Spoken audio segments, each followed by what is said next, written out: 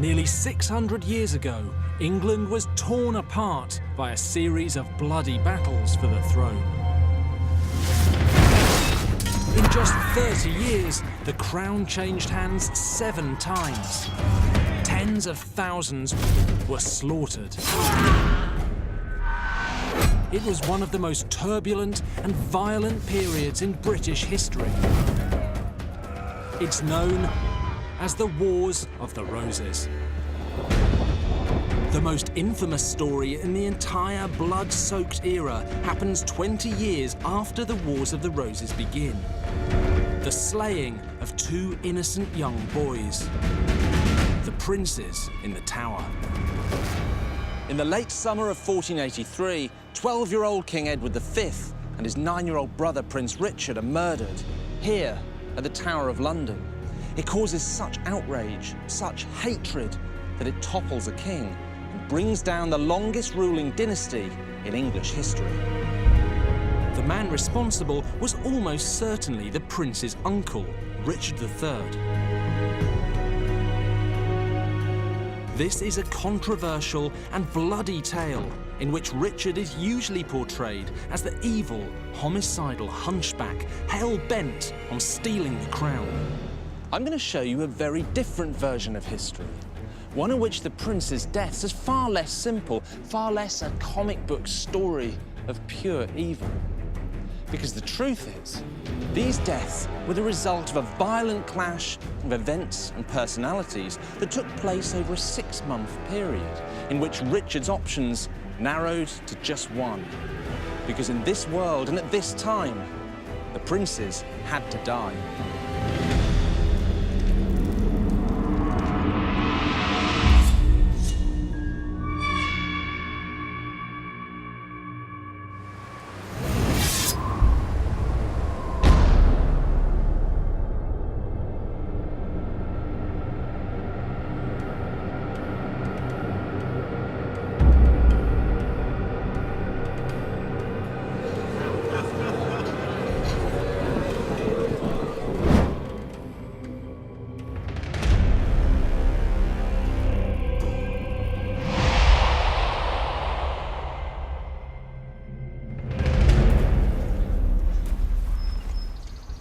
The heir to the throne is Edward IV's eldest son, the 12-year-old Prince Edward. Again? His guardian and tutor is his uncle, the Queen's brother, Anthony Woodville, Earl Rivers, a brilliant knight and scholar. The young Prince Edward hero worships him. They're as close as father and son.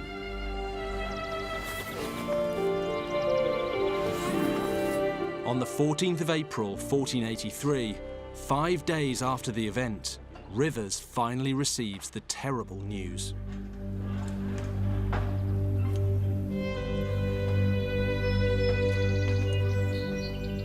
The prince's father, Edward IV, is dead. The burden of ruling England now rests on the shoulders of a 12-year-old boy. Uncle.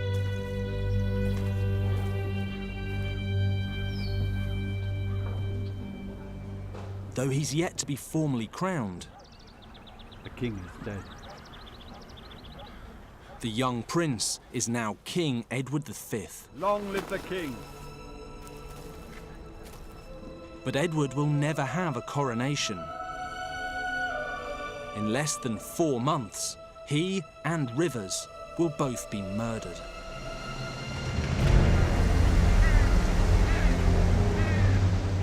The man who will kill them is Richard, Duke of Gloucester, brother of Edward IV and also uncle to the new king.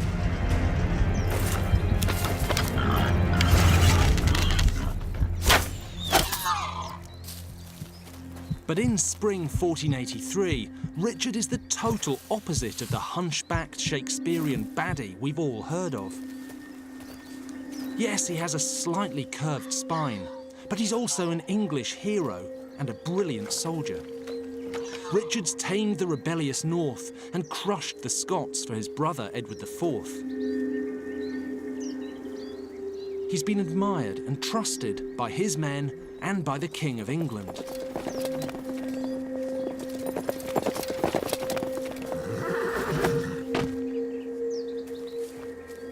He's in his lands in the north when news of his brother's death reaches him.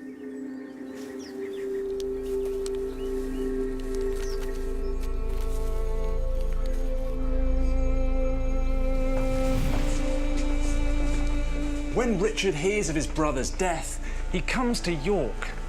He changes into the black clothes of mourning, and he attends a memorial service here at the minster where he weeps for his dead brother. Richard now sees it as a duty of loyalty to carry out his brother's final wishes. According to a contemporary source, Edward IV's will made Richard Protector of England. This would give him control of the country until the 12-year-old king reaches adulthood. Richard's only goal now is to follow his brother's instructions and make this happen. In the days following the king's death, the country is temporarily in the charge of the old King's Council in London. It's made up of some of the country's most powerful nobles. Lord Hastings is a senior member of the council. He's also intensely loyal to the late king. So Richard writes to Hastings immediately. He's relying on Hastings to make sure Edward IV's will is followed. Richard must be confirmed as Protector of England straight away. To Richard, this seems perfectly reasonable. He's the most senior adult royal, he's acting on his brother's last wishes, and he's an experienced decision-maker and a warrior. He can see what needs to be done, and he's quick, decisive, and ruthless about making it happen. But that attitude will also turn out to be his fatal weakness. Unfortunately for Richard, there's another source of royal power in England, one that doesn't care to stick doggedly to the old king's final wishes. The Woodvilles. The Queen, Elizabeth Woodville, and her family had a meteoric rise from second-class nobility to national leaders under the old king. They currently run the Navy, the Treasury, and the Armoury. But Richard's unlikely to dispense favours to the Woodvilles with the same enthusiasm as his dead brother. If he becomes Protector, the Woodvilles could be left with nothing. Order, my lords! Hastings does his best to do what Richard asks. But the Woodvilles aren't stupid. They have a majority on the council in London, and they use it. Instead of handing the keys of England to Richard as Protector, they decide that young Edward will start to rule immediately, with advice provided by the council, or in other words, by them. Richard will be powerless, and the Woodvilles are appallingly smug about getting one over on him. 'Tis true, my lord. We have such import that, even without the king's uncle, we may make decisions as we wish.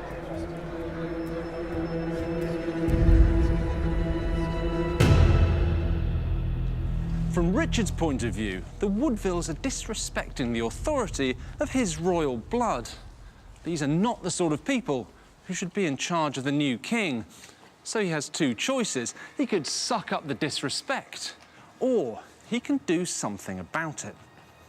Now, Richard is brilliant at decisive problem-solving. That's what makes him such a great soldier. And now he has a problem to solve: the Woodvilles. Richard makes a fateful decision. He writes to Rivers, suggesting they all meet up on the way down to the coronation in London to show the unity of the whole royal family. That seems fair enough, but remember, Rivers is a Woodville.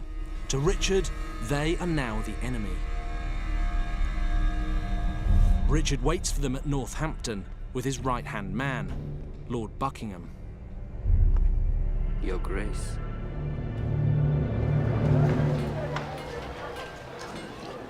On April the 29th, 1483, leaving the young king in nearby lodgings, Rivers meets up with Richard. All of us must, at some time, look to others for guidance and assistance.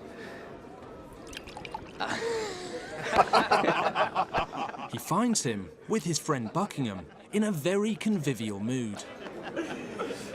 Rivers has good reason to feel comfortable in Richard's company. Richard had recently resolved a tricky land dispute for Rivers. My lord, it pleases me greatly that I could promote your cause. Everything is going famously.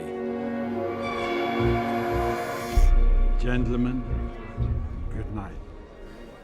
They agree to pick up the young king in the morning and head to London together for the coronation.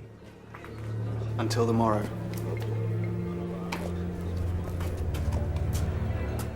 But Rivers will never make it to London.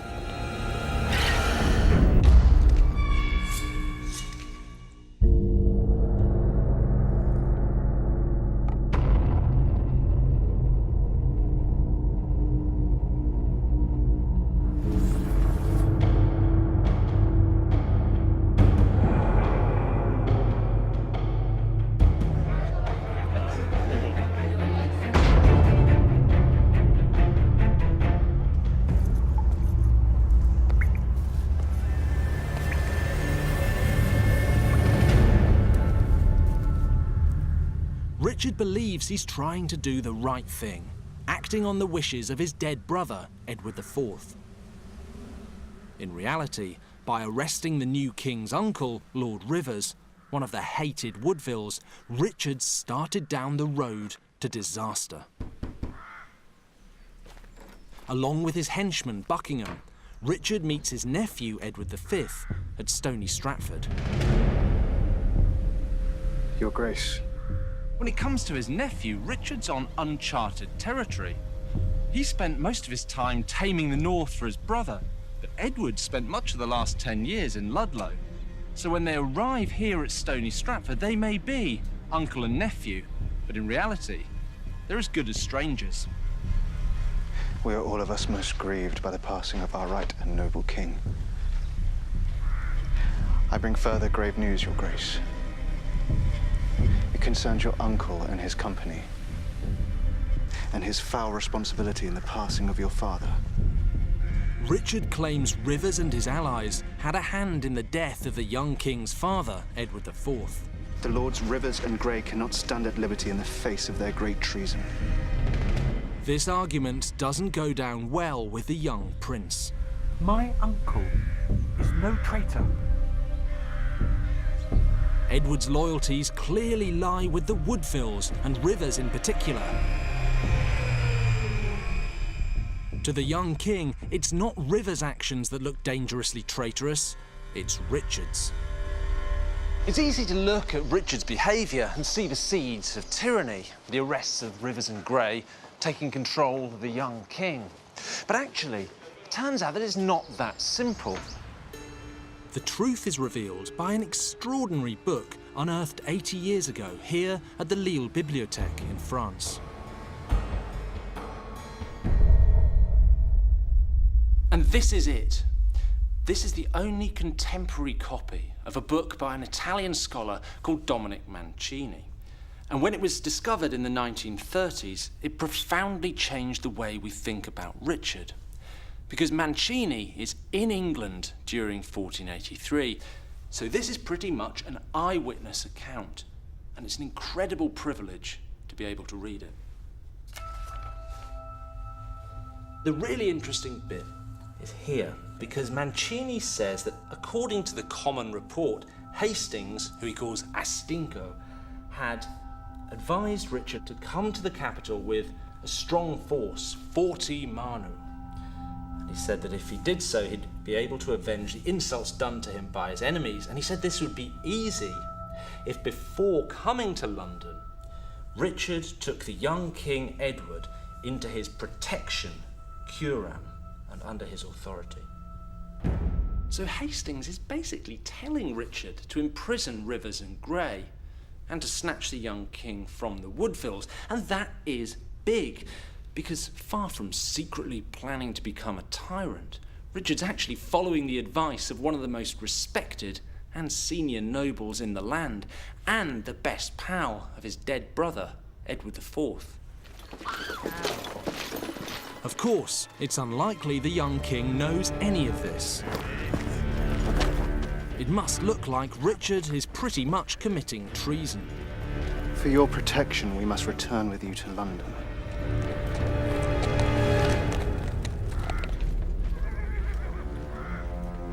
Richard undermines his case even further by claiming River's terrible crime was that he encouraged Edward IV's famously heavy drinking, and this killed him. Basically, Rivers committed treason because he got the old king drunk. Now, that's a pretty pathetic argument, but Richard doesn't really care. His explanations are just window dressing for other people. He's going to do what he's certain needs to be done. If other people are too stupid to realise that, well, he's not especially bothered. Unfortunately for Richard, the young king sees straight through him. To Edward, Richard's whole argument is a sham. He has total faith in the integrity of Rivers and absolutely none in Richard. This unswerving loyalty will ultimately seal the young king's fate. But right now, like it or not, he's in Richard's care. Richard and Buckingham take Edward to London.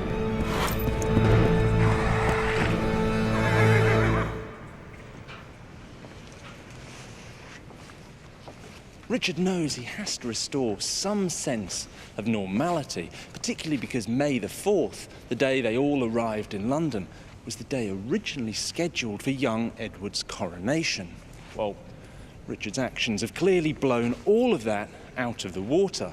So on May the 10th, at a meeting of the council here at Westminster, he has the council very publicly announce a new date for the coronation, June the 22nd, 7 weeks away. Mancini records that, sensationally, Richard also forces the council to proclaim him protector and regent of the king and the realm. He's got exactly what he wants. Richard has pretty much all the powers of a king, which is, after all, only what he believes his brother Edward IV's will demanded. He sends the young king to the Tower of London. Your Grace, under my protection you shall be kept safe. Now, it's true that the Tower is a royal palace, but in reality, the young king is under house arrest. He can't do anything Richard doesn't want. Your Grace. For example, help the Woodvilles. Young Edward will never set foot outside the Tower again.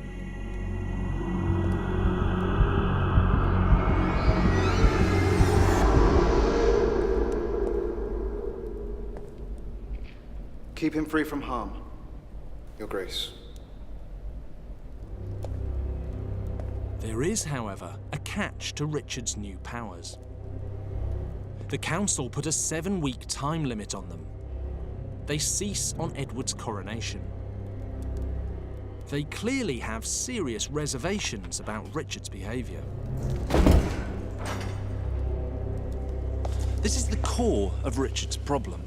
His total self-belief has made him very effective in seizing power, but that same trait prevents him from realising that other people don't see the world the same way that he does. The clock is ticking for Richard. To carry out what he believes are his dead brother's wishes, he must neutralise any opposition in the next 7 weeks.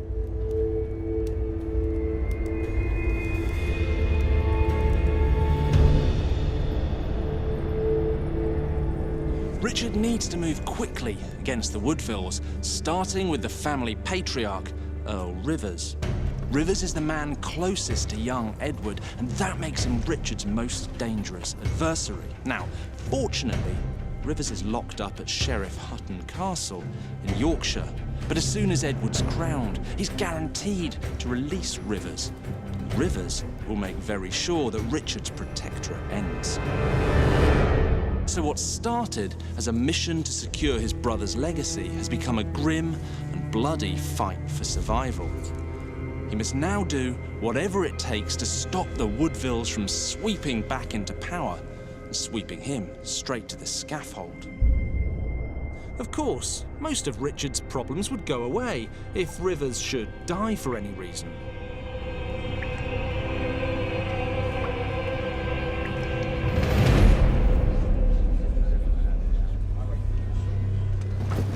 My lords, I urgently petition you that Lord Rivers be charged with crimes most heinous against royal authority. Richard demands the council try Rivers and his allies for treason because they were preparing to kill him, the Lord Protector. It's another of Richard's paper-thin arguments. For this crime, they should be treated as traitors and suffer the traitor's fate. Death. What say you, my lords? He doesn't much care if the council believe it, as long as they do what he wants. And he has Hastings and Buckingham fighting his corner. Aye. Aye. But the council point out that since the ambushes would have taken place before Richard were Protector, it wouldn't be treason, even if it were true. Nay. Nay. Nay. Nay. Nay. Nay. Nay. Nay.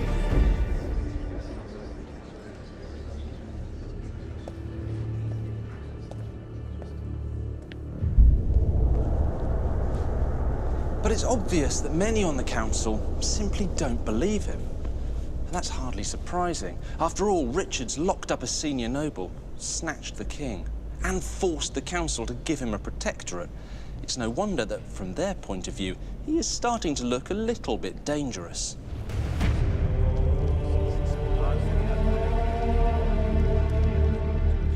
The young king's mother, Elizabeth Woodville, is certainly scared of Richard.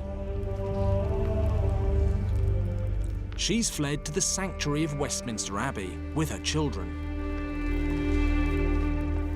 including Edward's little brother. She's banking on the fact that religious sanctuary is a boundary no one dares cross. And no one has, yet.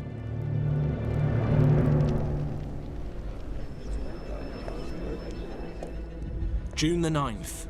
Richard has spent 5 weeks trying to force the council to support him. He's been blocked at every turn. He has just 2 weeks left.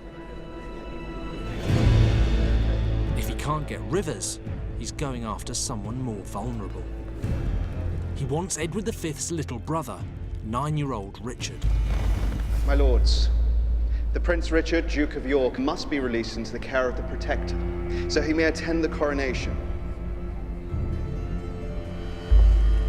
Richard's got the king. What does he need with his younger brother? Well, I think all of this stuff about wanting the prince at the coronation just feels like one of Richard's flimsy excuses to do something else. What say you, my lords? Aye. I think he realizes that the Woodvilles could use the prince's status to launch a new challenge to Richard's authority. But if Richard controls the young prince, that problem will go away. Nay. Nay. Nay. Nay. Nay.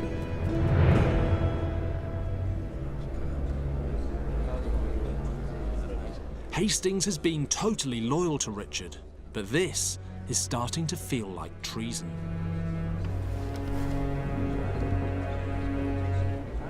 Richard's difficulties with the council stoke a growing paranoia. His henchman Buckingham pours fuel on the fire.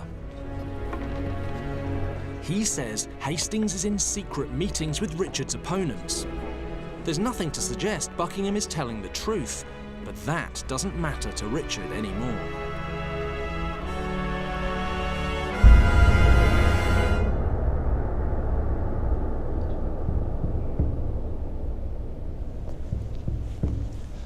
From From Richard's point of view, Hastings, one of a dwindling number of allies, has now betrayed him. The walls are closing in. Anyone, no matter who they are or how important, who looks like they could threaten his survival, will now be treated as an enemy. It no longer matters if it's true or not. If Richard believes you've crossed him, you're a dead man.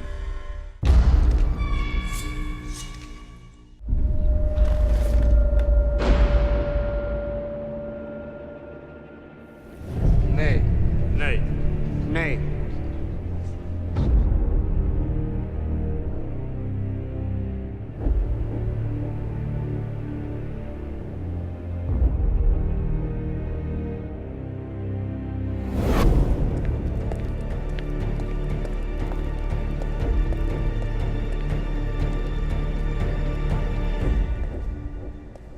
On June the 13th, with just 9 days remaining until the coronation, Richard attends a council meeting here at the Tower of London. Now, for most people, the coronation will mark the point at which normality is finally restored. But not Richard. For him, the coronation will mark his fall from power and a chance for the Woodvilles to hunt him down. So unlike everyone else, Richard arrives here with one mission: to stop the coronation. And his first step is to eliminate anyone who might stop him.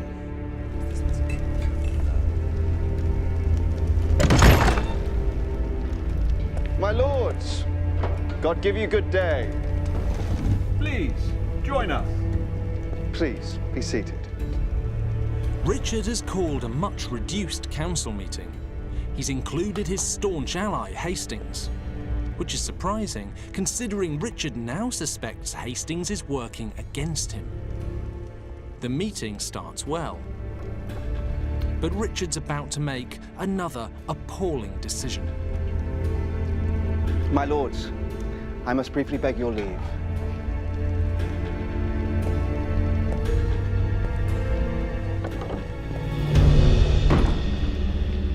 Hastings is left wondering what on earth is going on. He doesn't have to wait long. Treason! Treason! Treason! Treason! Treason! My Lord Buckingham, take Lord Hastings without. My lord, help me. No! My lord! My lord! My lord! Buckingham has become Richard's devious lackey, prepared to do anything Richard asks.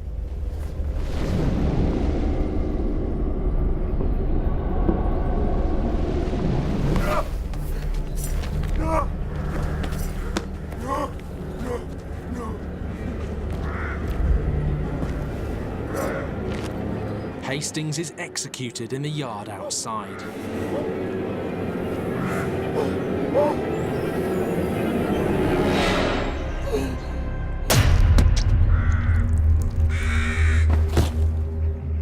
This is nothing less than a choreographed act of terrorism. Execution without a trial by your peers is a violation of basic English law. Richard claims Hastings committed treason by conspiring to kill him.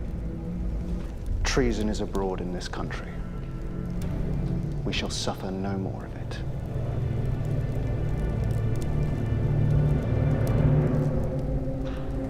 To the rest of the world, the idea that the upstanding and basically honourable Hastings was doing anything so base is plainly ludicrous.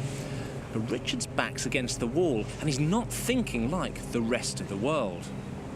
As far as Richard's concerned, throughout this whole mess, he's taken a series of unavoidable decisions to save the monarchy and to save himself, and in his mind, that's probably what he's still doing. But in reality, Richard's crossed a line, and there's no coming back. Whatever people actually think of his sham excuses, they're now cowed into silence by fear. Richard and his remaining ally Buckingham can now do pretty much whatever they want. But time is running out for Richard. coronation is now just days away, and Hastings' death doesn't change the reality that the Woodvilles will still be coming for Richard. So what next? Well, in truth, there's only one scenario in which Richard isn't destroyed, and that's if Edward never takes the throne. But if young Edward isn't crowned king, then who is? From Richard's perspective, that's an easy question. Him. As far as he's concerned, he's just been trying to do what his brother wanted, and of course, keeping himself alive. I don't think Richard snatching the throne was inevitable from the beginning. I think it emerged from a combination of his own personality, his blinkered loyalty to his brother, and the rapidly flourishing hatred between him and the Woodvilles. And all of that drove him one decision at a time to the point of no return.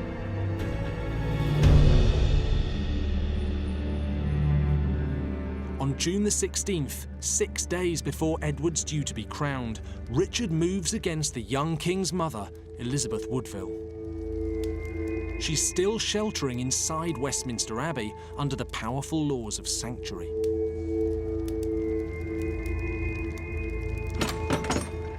Richard sends in the 80-year-old Archbishop of Canterbury, Thomas Boucher, to persuade her to give up her youngest son to Richard.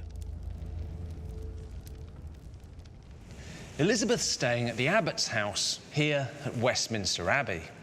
The Archbishop visits to reassure her that Richard is simply doing his duty as protector, and that her younger son will have a pivotal role in the coronation. Your Grace? But it must be crystal clear to Elizabeth that if she doesn't comply, Richard won't hesitate to violate sanctuary and snatch the prince anyway. After all, he's just murdered one of the country's senior nobles. I believe you come with good intent. But is there truly any assurance you can give me for my son's protection? Elizabeth's dilemma is acute. She not only has her little boy with her, but also her daughters. If she continues to resist, it's entirely possible Richard will kill them all. But if she hands over her son, there's at least a chance they'll all survive until her eldest son's coronation.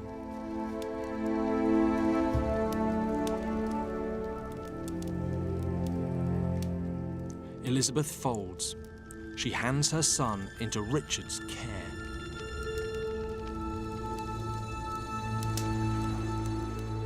Richard immediately sends the little prince to join his brother in the tower. The next morning, June the 17th, Richard postpones Edward's coronation by 4 months. After weeks of banging his head against the wall, Richard's finally getting people to do what he wants. Principally because they're terrified of him.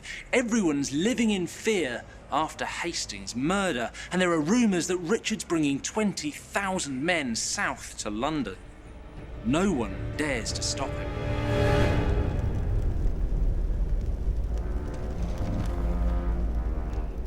But his plan to snatch the throne is quite obviously illegal. So Richard gets his best mate to sell another flimsy and outrageous justification to the country.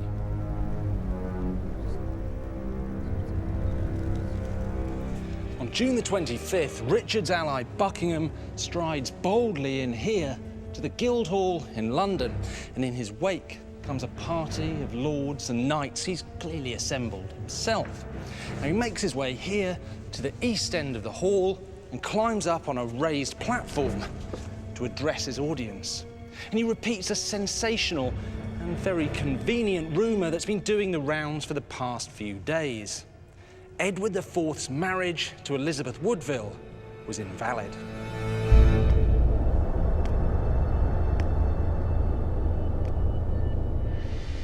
Buckingham claims Edward IV was already contracted to marry someone else before Elizabeth Woodville. If that's true, under English law, Edward IV's children are illegitimate. none can rule England. Buckingham claims that only Richard has the legitimacy and the integrity to take the crown, which is a pretty tough sell. After all, we are talking about a man who's imprisoned 2 little boys, threatened to violate sanctuary, raise an army against the capital, murdered a senior nobleman, and is now very clearly usurping the throne. But Buckingham is effectively Richard's chief of staff, and he's an oily, untrustworthy man on the make. If he gets this right, he ends up being the new king's best pal.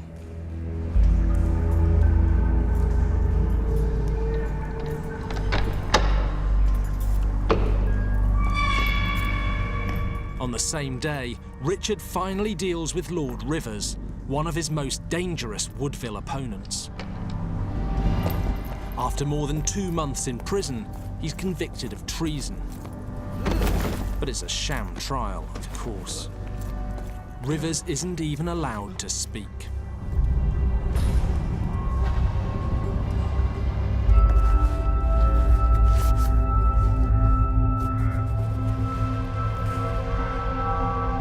He's executed the same day. His body thrown into a common grave.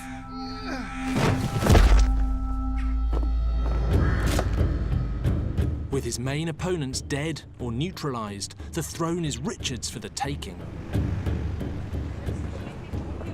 This is the site of Baynard's Castle, a fabulous riverside mansion where Richard's staying. Literally, the day after Rivers' murder, Buckingham leads a hastily assembled, and I think rather scared, delegation of nobles, bishops and Londoners here to meet Richard. They meekly accept his claim that the princes are bastards and formally offer him the crown. Richard hesitates, theatrically. Should he accept? Is he the right man? Seriously? The party heads to Westminster Hall, where they declare Richard king. In just 13 weeks, Richard has descended from noble defender of his dead brother's last wishes to a murderous tyrant. And he probably believes that every rash and violent decision was totally justified to save himself and the crown.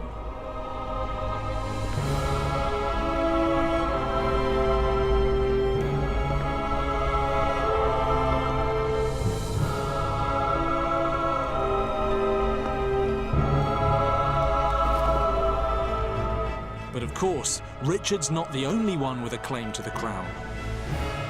His rule will never truly be safe as long as his young nephews remain alive.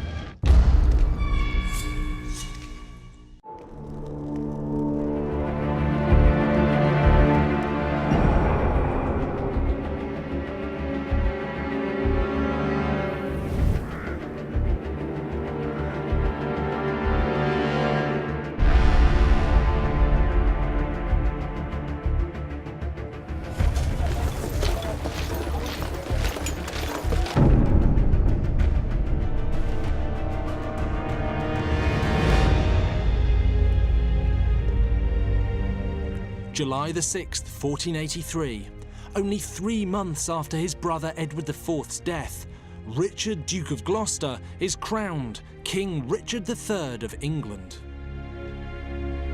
Having repeatedly violated the law, Richard now pulls a handbrake turn and starts trying to spin the image of a noble king. Everything is done by the book.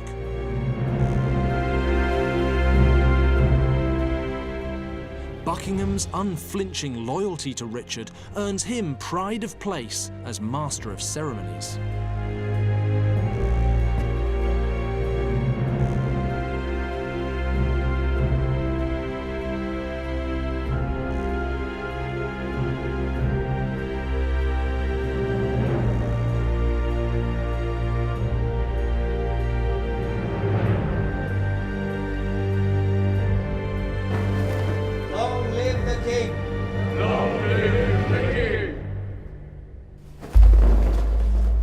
But sharper observers cannot miss one notable absence. Neither of his nephews, the princes in the tower are there.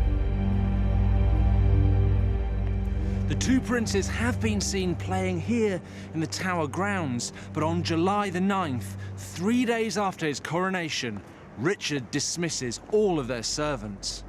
They're never seen outside these walls again.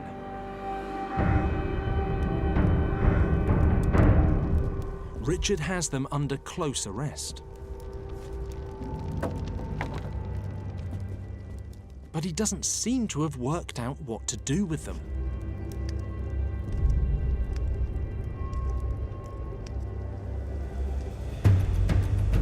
Richard sets off on a tour of the country to calm tensions and show that there is a safe and reliable monarch on the throne. But while he's away, Richard receives worrying news. There's been an attempt to spring the princes from the tower. The plan was to set light to buildings across the city and spirit the boys away in the confusion. Richard's men grab the conspirators before they can act. But it's a stark reminder of how dangerous challengers for the throne are. Sooner or later, someone will succeed in freeing the princes, and there's a fair chance that that person will kill Richard and replace him with Edward. So the truth is, if Richard wants to keep his crown, the princes have to die. Sightings of the princes at windows in the tower persist for a few weeks after the plot to spring them is uncovered.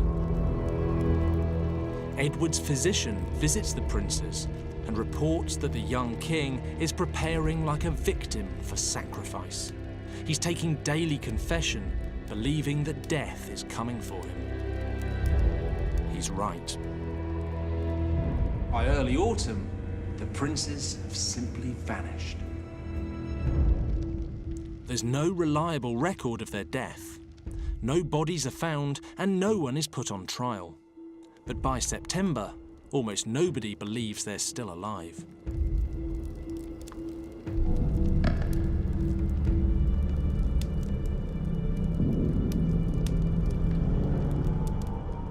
Rumours circulate that the boys have been smothered in their sleep, poisoned, even drowned in a vat of wine. The truth is, nobody knows.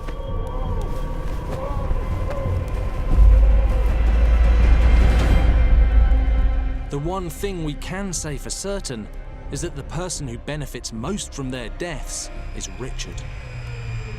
Even though he started with the best of intentions, I think it's almost certain that he had them murdered. Richard's not done yet. In October 1483, his loyal crony Buckingham rebels against him. Richard has him executed.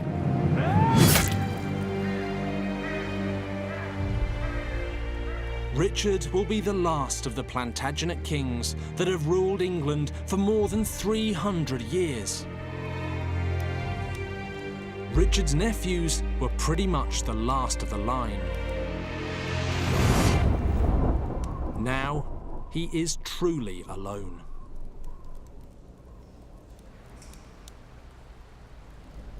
Most previous Plantagenet kings have had a substantial royal family around them.